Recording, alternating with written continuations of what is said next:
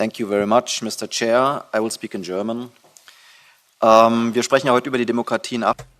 We are talking about democracy in Africa. Several cases have been mentioned. It's a fact that democracy in Africa is at risk.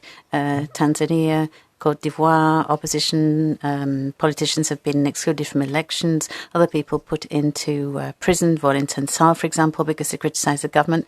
Or Kenya, Malawi, the elections had to be repeated.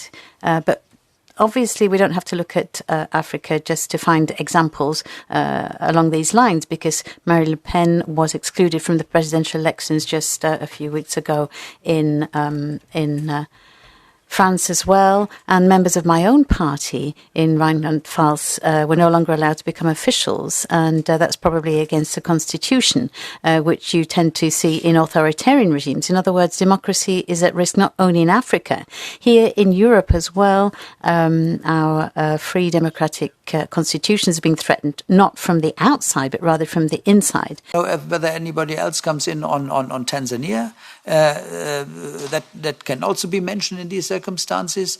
I need not go into details. Perhaps someone takes it up. There we have a similar situation, where the opposition leader is in jail, and our ambassador stays calm and silent. And one of our foreign ministers comes there and recently praises the situation. I think that is not acceptable. Then we should stop all standards and all pretensions that we have any values and so on. If the African countries afford not to apply their own legislation, that is the point. Thank you.